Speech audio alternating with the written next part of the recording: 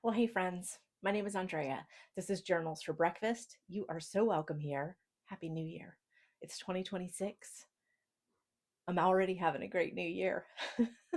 It is January 2nd, and it's already fantastic. I have so much to share with you today. And I did mention in my last video, I was going to try to get some knitting content up here. I still intend to do that. This week went a little sideways and I just couldn't get it done, but we'll get there. For now, we're going to be talking about journals, and we'll talk about all my journals. We always do. I'm actually going to focus in the beginning here on my moving into a Paper Republic A4 planner.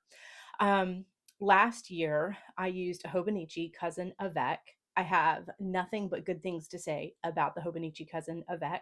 So let's start with what the title of this video told you was going to happen here. Moving out of the Hobonichi and into the Paper Republic. Is this a critique of Hobonichi? It is not, except to say that I love that product and I love that company. The Hobonichi Cousin Avec, I have talked about here before. I really loved my time in that, but I learned for me that the Avec was a bad idea. I did not do what a good Avec student would do, which is, the Avec is the cousin, it's the year broken 6 months, 6 months. So you get two books. And the problem is, I think a good Cousin Avec user would have used the early part of the year to go into both books and fill in important dates. I didn't do that. I did it in the first book. So I had important dates through, I guess, June. And then I hadn't done it in the second book. By the time the summer hits, I got moved into the second book. My head just wasn't in this like fill out all the important dates for the year space. So I didn't bother. And I missed a lot of birthdays. I missed a lot of anniversaries the second half of the year. So get that done in advance warning if you're in an Avec. What I prefer is a 12-month. I like to be able to see the entire year at once. And that day, somewhere in early Jan, when I'm super organized and like, yeah, let's tackle the new year, I get all those dates moved in, and that works for me. Um, Also, my lifestyle changed dramatically this year. In July, at the end of July, we closed our business, and I discovered that not so much in August, but September, October, my use of the Hobonichi Cousin was fading. I just didn't need that much planning. I didn't need a full monthly spread, a full weekly spread for every week of the month, and then also the big daily. And what started happening by mid fall is that I was backfilling, and that, how that feels. You're here. I know you know how that feels. So, also the artwork for Hobonichi this year, while I loved it, I can't remember if they weren't offering what I loved the most in an A4 in an A5 size. Was that the problem? Or were they only offering it in an A5 cover that was fabric? And I definitely learned my lesson early about fabric covers for me. Not a great plan. It just shows dirt so easily. And this art room, I mean, I'm forever with graphite and splatter and watercolor, and this is not a clean space. That's what I'm here to say. So yeah, I think because Hobonichi didn't launch a cover that I couldn't live without, I guess is what I'm trying to say, for 2026, it was also easy for me to just let it go and see what else comes along. So I've been seeing a lot of ads for Paper Republic on Instagram, and I was curious about their product. So I did what I tell you guys here that I do all the time. When I'm curious about a company that's new to me, I go to their actual website. I tend to leave Instagram or Facebook or wherever I've found them, and I go over to their actual website. And I'm that weirdo that scrolls down and finds the About Us tab, clicks it, and reads about them. I like to know about the company, who they are, why they started doing what they're doing. Well, Paper Republic really spoke to me quickly because the person who is owner, operator, creator, he is a career changer. He had a big career. It wasn't serving him. He changed gears to something he had a passion for, which was making really beautiful planners, books, and journals. So I resonate with that story because I myself was a career changer. I was a legal secretary for 10 years and had a big epiphany and decided I was going to give up everything and go to culinary school and see what happened. And so I didn't even walk into culinary school. I think I was 31, and I turned it into a 24-year career. And my own brick and mortar was open for 18 of them. That's what we closed in July. So I appreciate a career changer, somebody who just says, this is my passion and I'm going to see what I can do with it. So I really loved that story. Meanwhile, I was just kind of in and out of the site. They have bundles. I really didn't need a bundle. It was more journals and planners than I needed, but also like ding ding ding in my little instincts back here, I was holding out a little bit to see Sandy by the Lakeside. You know, I carry this is her carry all. I have lots of her bags. I have a lot of her project bags for knitting too. And she had announced that she was going to be doing some leather journal covers. I've shared with you my leather journal covers from Windrose Custom Goods on Etsy, and I love her products and will forever continue to use them. But I really love Sandy's leather, and she said she was going to be doing an A4 and she was going to be doing a standard traveler's notebook size, so TN standard. I don't have anything that's in the TN standard. My TN, as you know, if you've been watching me here, is a passport and I adore it. And that cover is from Windrose. But if Sandy's going to launch an A4, I decided to go over to Paper Republic and see what they had in the way of A4. And this planner just instantly was like, boom, that's exactly what you're looking for. We'll do some overhead of it too, but I'm just going to talk to you face to face for a little bit. So I'll show you the size of it. I'm going to back up. A4. It's a big old notebook. And it's funny that I say I don't need a lot of planning space and then I buy the biggest planner on the planet. But what I like about this is that it gives me a lot of room for fun. You know that I like to do a lot of collage work in my planners, sometimes watercolor. I'm always gluing things in. So, but here's the spread. Check this out. This is the entire year, the first couple of pages. Let me get closer to that mic. And I've already put in like whoever's birthday each month. And so as we go through the year, see the little writing? That's just whoever's birthday is on that day. And it's a this is the month, this whole line. So on this date, this, on this date, this, on this date, this. So it's just the month at a glance, not a big monthly spread like I got with Hobonichi where it's all the squares for each day. It's just enough to mark important dates, which is what I wanted. That's really all I wanted out of a monthly. Just remind me whose birthday it is. Or if there's some very specific anniversary or something. So I love that. I'm going to show you my written in ones in a second, but I want to show you a blank page so you know what the spread looks like. So on this side, you have your week. This is 1 week. On this side, you have dot grid paper, my favorite. When I saw those two side by side and realized that this whole planner is nothing but page after page of that, I went bananas. I just thought somebody else is sharing a brain with me. That's exactly what I want. And I'll show you how I'm setting them up. So on the daily, I've just created a couple little to do, create and rest, dinner. To do, create and rest, dinner. What's for dinner tonight? What are the to-dos today? There can't be a ton of them. I don't need a ton of space. There needs to be a few big to-dos and that'll be it. What are we going to paint? Are we going to do collage? Are we going to make a YouTube video? Are we going to read? You know, what's going to be our sort of recharge stuff today? And I did that for each day. Then as you come down here, as you get to the bottom of the week, it splits Saturday and Sunday, which is fine.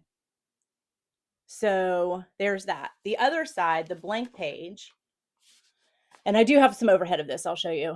I've created a tracker, priorities. There can't be 1,000 priorities for me in a week. There can be a few. Focus on, what is my focus this week? And then I can do whatever I want with this space. So for week 1 of January, I said year-end review prompts. I pulled this from an Instagram account that I'm going to link. I will read these to you in our overhead. Year-end review prompts. So things I want to maybe journal about or just think about or just meditate on while I'm knitting, who knows what. But that's what I did with that bottom space there. And next week, I already set up. So I have my tracker. This is not my happiness tracker. Remember, that's a separate deal. This is more wellness. So like hydration, things like that. Priorities, focusing on, and then a big blank space I can do whatever I want with. Fill it in with stickers, fill it in with paint, fill it in with collage. fill it in with deep thoughts, make this a journaling section. Who knows what? I love it. That's all this is. That's the entire book. I'm halfway through the year. That's the entire book. It is so simple in its design. I added these little tabs so I can get to month easily. So each tab is the beginning of the next month. That's all I did. And the only thing that I will say, oh, and then at the back is next year in the same drop down. Yay, hallelujah. So I can get some dates in advance so I don't forget anything. So this is 2027's drop down, important dates. My only thing that I would add to this planner is this is the last page, is a drop down calendar for the last 3 months of 2027. I would add one more piece of paper right here that's an ink test page. Because even though this is blank, if I test inks on this and they don't work, they're bleeding through to material that I actually might want to read. Do you see what I'm saying about that? One blank ink test page, Paper Republic, is all this book needs to be perfection. Now, 2026, yeah, see, that's the problem. The 2026 cover page goes right into the drop-down calendar behind it. So I can't test inks on this page either. I mean, I can, but they're going to, if they don't work and bleed through, they're going to bleed through to a calendar that I'm actually using. So that's that story. Like I said, I have an overhead shot for you already done of doing this collage here. It was so much fun. And I bought these stencils, this 3-pack of stencils. I have a blank piece of paper so I can show this a little bit better. On Amazon, gosh, I'm going to say 2 years ago, and I don't use them enough. And so I'm really going to try to use those in this planner. And that's partly how I created some of those boxes at the top of those pages. This, by the way, is the artwork I did for New Year's cards for some friends. I was trying to see if I could watercolor fireworks. It was my first attempt. I don't think it's terrible. I did a little saying on the back. Yeah. Anyway, so Hobonichi. Here's what I am thinking about for Hobonichi. In June, I turned 55. And I'm thinking about buying the Hobonichi 5-year cousin. It's just, or the 5-year planner. I think the 5-year doesn't have the weekly and monthly. It's just that really nice daily that Hobonichi does so well, but it's 5 years. I thought, wouldn't that be, there's something sort of round about that number for my 55th birthday, buying myself the 5-year Hobonichi. And then every year for my birthday, I could get myself a new cover if they have artwork that I want or something fun to kind of collect with it, but go 55 to 60 with just some daily memory keeping. I'm still thinking about it. It could happen. I am thrilled with this Paper Republic. I really love his products. I will buy more from him. I'm going to test things out. If Sandy chooses not to do an A4, or if I miss the launch and just can't get it right away, Paper Republic does carry plenty of covers too. I could go that way. Windrose Custom Goods would make me an A4 easily for this as well. So I'm just not sweating it at the moment. But I am going to go into, let me show you. The reason I didn't mind putting so much stuff on the cover is because I do plan to go into a leather cover where I'll snap this book in with a elastic, right? And so I'll have access to not only see this cover, but it won't be in the way. What I mean by that is these leather covers like we use for our traveler's notebooks and things like that, you put your planner in this leather cover, and then the fact that you put all this stuff over here doesn't affect it. So this doesn't slide in to a pocket. Does that make sense? Yeah, I think it does. So that's why I felt confident putting all of that artwork together there. So yeah, I am loving this. What else do I want to tell you? Word of the year. So if you follow me on Instagram, I did a couple little teasers about it and then finally gave up and just showed you my word of the year, which is joy. I thought about it a lot. I love picking a word for the year. And when I pick a word for the year, I'm not messing around. It needs to be something that I'm going to really meditate on and focus on pretty much daily. It means that it's something I'm trying to pull into my thoughts every single day.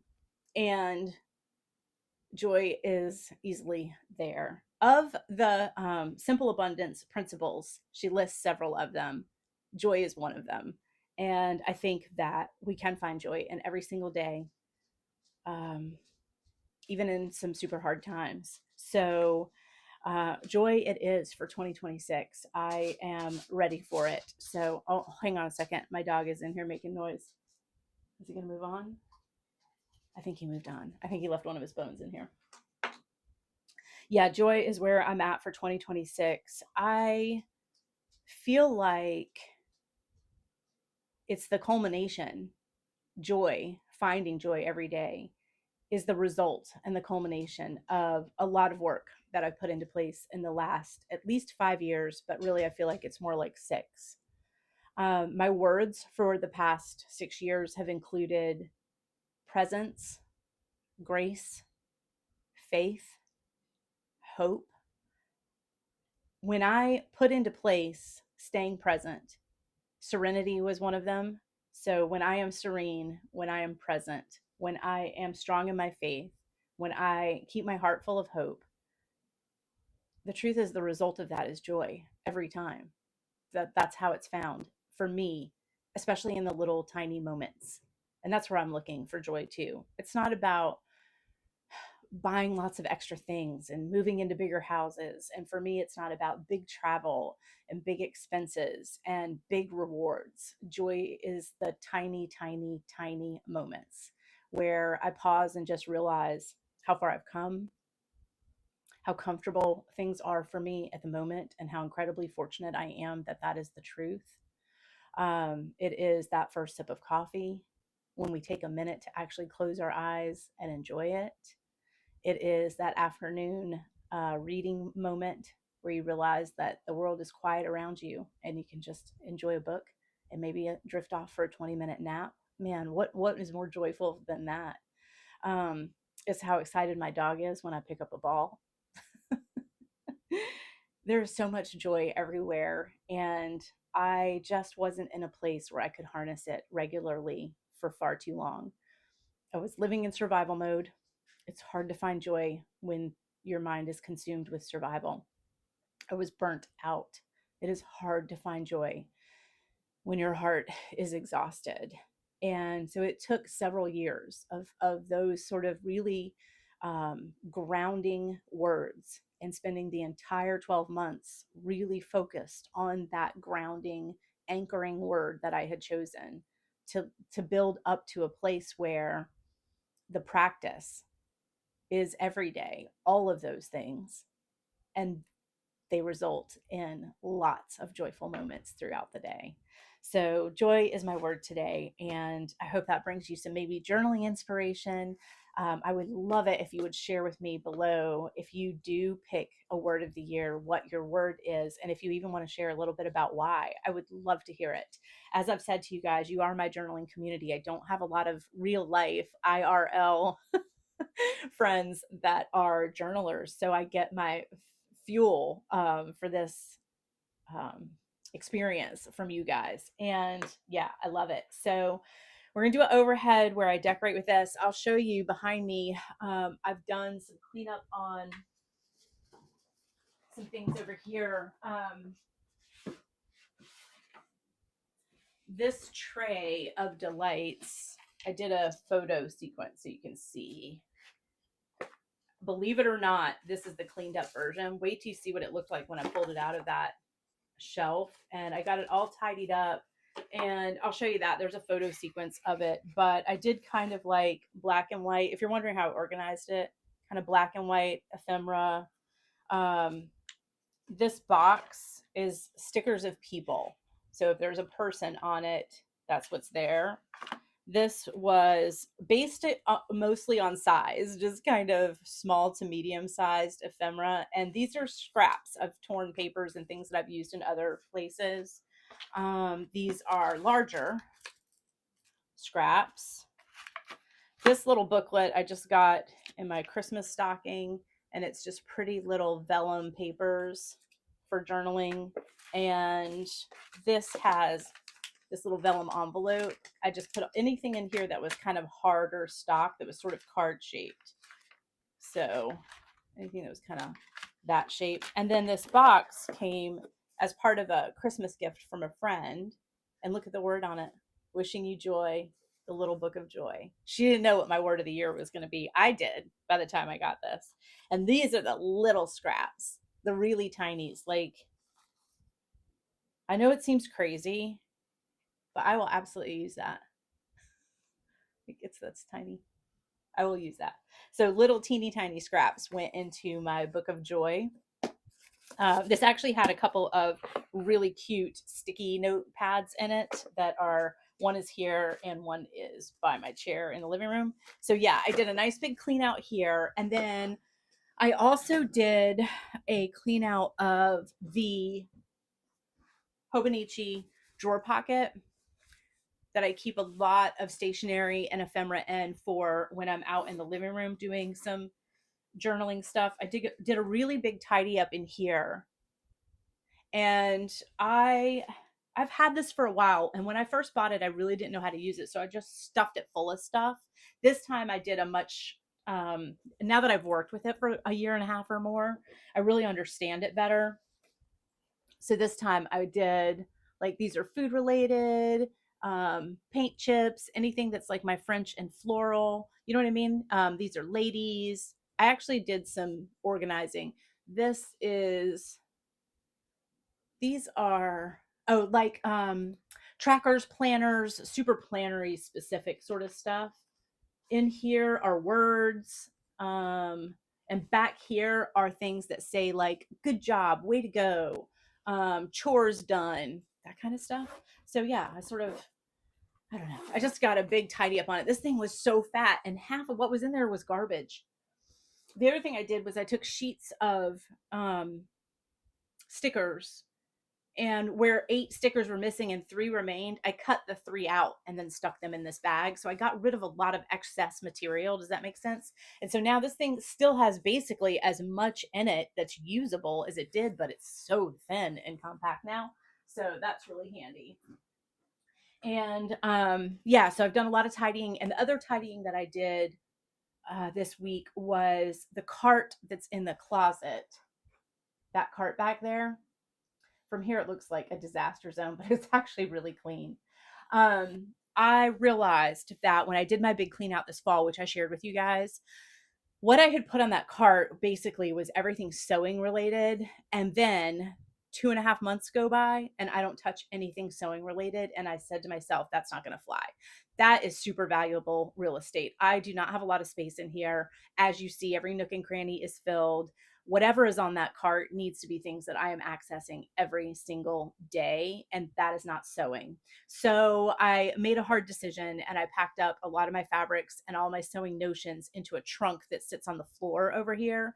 The reason that's tricky is because in order to get to it, I have to move things off of it. The trunk becomes a station that other things sit on. So if you put something in that trunk, you got to know it's not something you're going to access on a regular basis, kind of out of sight, out of mind too. So I'm careful about what goes in that trunk. But the truth is there wasn't much in it because of that. So I moved all of the notions and big chunks of fabric into that. I also put in there like fiber fill, kind of that oddball stuff that takes up so much space. It's all in there. And I moved both my sewing machines to the garage. I have access to them. They're not tucked away. They're not in the crawl space or something like that. They're just sitting off to the side by the paint shelf, but they don't have a place back here because I just don't sew anywhere near every day, not every month. I will see how this year goes with that. If it looks like it's a hobby that I ultimately need to let go of and just sell off what I have, give away, donate, and sell, I may do that at the end of the year, but I don't have to decide that today. What I did have to decide was my valuable real estate in this corner over here needs to be serving me better than it was. And so now it is. I got all my journaling, extra journaling stuff moved over there. Yeah. So, in fact, if you want, I'll be happy to show you what some of that is.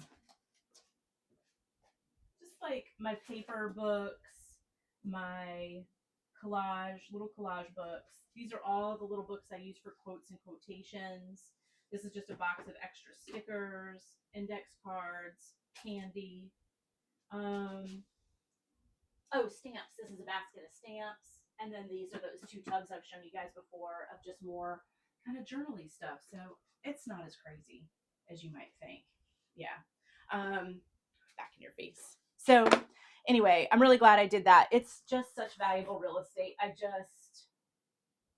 just couldn't watch it just sit there and be sewing stuff and nothing else. So a really good move for the new year. And decorating this planner has been a hoot. It's been so much fun.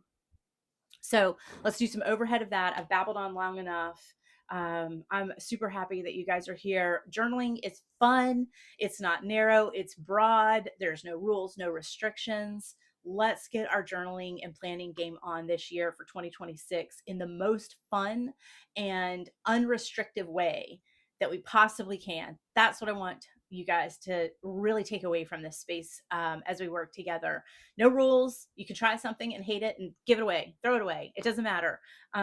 Let's just see how we do day to day with the things that are bringing us the most joy that we possibly can. And yeah, let's go to some overhead. So we're going to move out of this Hobonichi and into my Paper Republic. And typically I pull a card for us at the end of a video, but I pulled it early today and I'm going to read about this card while you enjoy the overhead video of me putting together my new planner.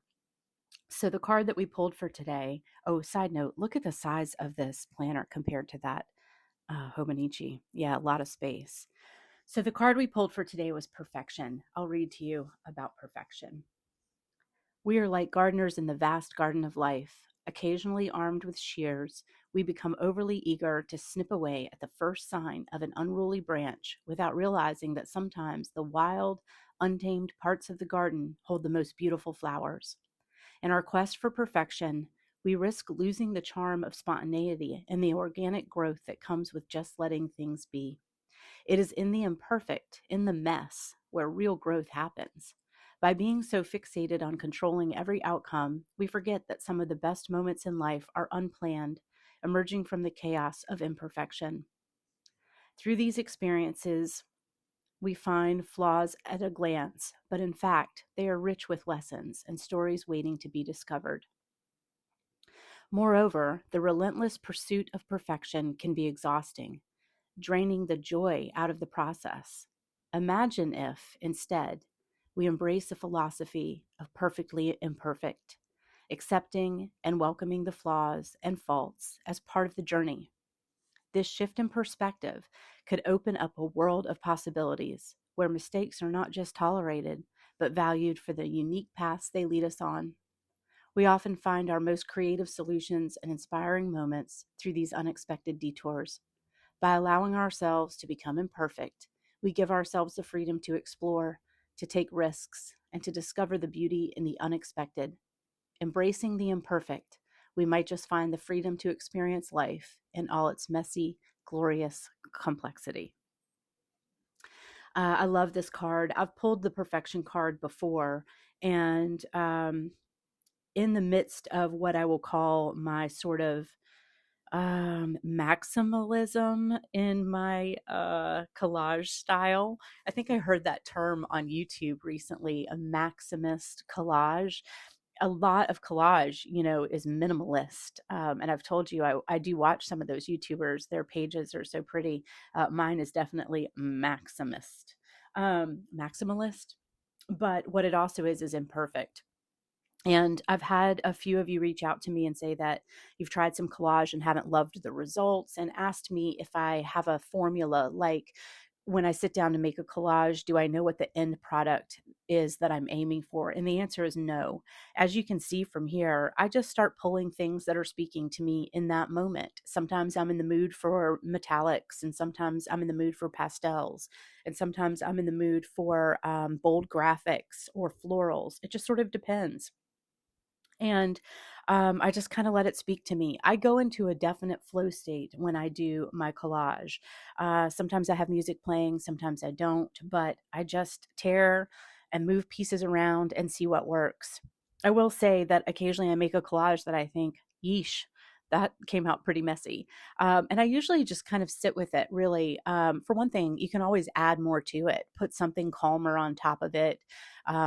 yeah. So you can always change them around. But in the case of the cover of this Paper Republic, I will say that I got a little hint of that kind of what do we call it? Stage fright, that sort of blank page syndrome. I think in part because it was such a big page. And I've said before many times here that if you're trying to get started in collage or any sort of artistic expression, my humble opinion is smaller is better.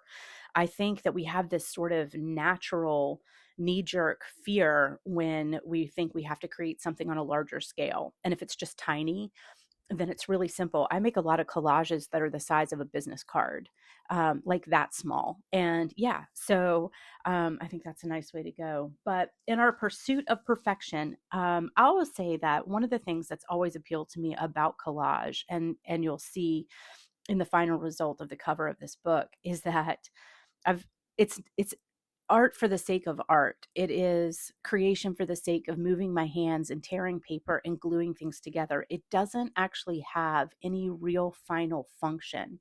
And to be honest with you, all of my hobbies and crafts throughout my life have always had a final function. Even as a knitter, what I'm making is clothing, right? I mean, it has a functionality to it. The sleeves need to match and the material needs to be comfortable. So there's like this purpose to it, right? But, and of course, in cooking, there is a final result and it needs to be safe and healthy and delicious. So, in the case of collage, it's just for the sake of gluing stuff together. And I just absolutely love that. Even within my watercolor, in the end, I'm wanting the result to be a painting. It doesn't need to be a award-winning painting, but I am looking for a result, right? That's just not the case with collage. So I absolutely love it. In the case of the covering a planner, I think I get a little stage fright because I know this thing is going to be with me for the next year. But that said, if I really, for some reason, changed, I don't know, my style or just didn't love it anymore, I could cover it. I could tear some of these things off and change them. I never have. I always just sort of stick with what I do. So, yeah, perfection. I think that's something that we all battle. And as you can see from this image here, joy is my word for this year. And it's funny that the perfection card came up because that is something that I have worked really hard to take out of my life, perfectionism and seeking that. And I think I've done a pretty good job of it, and not just in the freedom of collage. I mean, really in my day to day. But when I pick a word for the year, that word means a lot to me. I intend to really focus, meditate on that word every day. It's going to be a big part of my story for the next 365 days. And this year, the word is joy. I had a friend ask me, okay, if your word is joy, let me ask you, how is it that you're going to make that happen? How are you going to find the joy? I thought that was a pretty cool question. And the truth is that I find joy in the smallest things and in the quietest moments. And I realized that choosing this word this year really makes sense for me because it is a culmination and the result of the words I've chosen for the last 5 years that have been about breaking away from perfectionism, living in survival mode, workaholism, and burnout. So, some of my past years' words have been grace, compassion, presence, faith, and hope. And as I embraced each of those words each year that went by and really made them a part of my daily practice, my daily philosophies, slowly they became my truths. I really do find that my heart is compassionate and hopeful and full of faith. I find presence many times throughout the day. I've completely shifted my pace and how I function, just emotionally and mentally. I don't react anymore. I listen and observe and consider. And it's in that I've been able to find some joy. And look at this room. You can see there's some joy in that space, isn't there? So I hope that you'll find a word for this year that really speaks to you and have some fun with some things that just don't need to be result oriented, because I don't think everything does. Here's that tray I was showing you. a little run through of me kind of getting that tidied up. And as far as what I use for collage, scripts and scraps, bits, whatever, I tend to not use things that are really literal. So it's unusual to see a photo or a cutout from a magazine or something in my collage. It's kind of not my style. But I know a lot of people do use those things. Yeah, so there's that, just getting sort of tidied up. And I'm really happy with the results of this planner. I did some sectioning off here, and I'll tell you what a few of these sections are. So I kind of made this little banner that just says this week, and you'll see that a little bit down the road in this video. And I broke out some boxes here. One box is focus on, one box is a tracker, and this is not my happiness tracker. This is really a wellness tracker. So I'm tracking hydration, gym and stretching, long walk. I walk a lot. We walk all the time, all day long, but I can get some really good hikes in there and want to get more of those in. Eating green, I am one of those people that has to make that happen. It doesn't just happen on autopilot. And my vitamins, it's easy to get out of that habit, isn't it? And then priorities for the week is its own box, and just a couple. I don't need a ton of priorities. This week's priorities were take the tree down, take the Christmas mantle down. I want to redo the mantle for winter. So that's up there. And then get letters and cards ready to post. That went into my priorities. So it was 4 priorities, and they really were based on just taking the holidays down. And then I created space at the bottom of this page, and I think this will change week to week. I think I'll use this space for art and all kinds of things, journaling. But this week, I'm using it for some year-end review, and I will put the link to the Instagram page where I got this year-end review checklist, because I think it's pretty cool. But here are a few of them to consider. What worked, what didn't? Habits that stuck and habits that failed. What I'm letting go of, what I'm taking forward. People or things that drained me, and lessons that matter. Excuses I continued to make, and goals for 2026. I thought that was a nice list, and I'll take my time with it. It's January 3rd, and I haven't even journaled a single day this month beyond just setting up this planner. As I've said many times here, January is a month for me to kind of recover. And I think it is for all of us. We're just all so busy. Typically, people are pretty swamped, kind of Halloween through the end of the year, if not Thanksgiving through the end of the year, something like that. January is a great month for rest and recovery. Replenish yourself, take your time. My new year, I've always said it begins maybe in February, but March might even be more realistic. And of course it would, wouldn't it? Mother Nature agrees. That's when spring begins. And it's when we can kind of find ourselves awakening too. But I do like to use January for this sort of thing, sort of setup and practice, trial runs. I don't know that this planner setup will continue to look like this even throughout the next couple months, much less the rest of the year. But it's a good time to play, see what's speaking to us, see what we think we might bring forward into 2026 and continue throughout the year. So yeah, I'm really excited about the setup. And yeah, there's the year-end prompt. So just remember, no deadlines in journaling, and just enjoy the process. And I really thank you guys for being with me this week. Happy New Year, everybody. And we'll look forward to seeing you guys next week.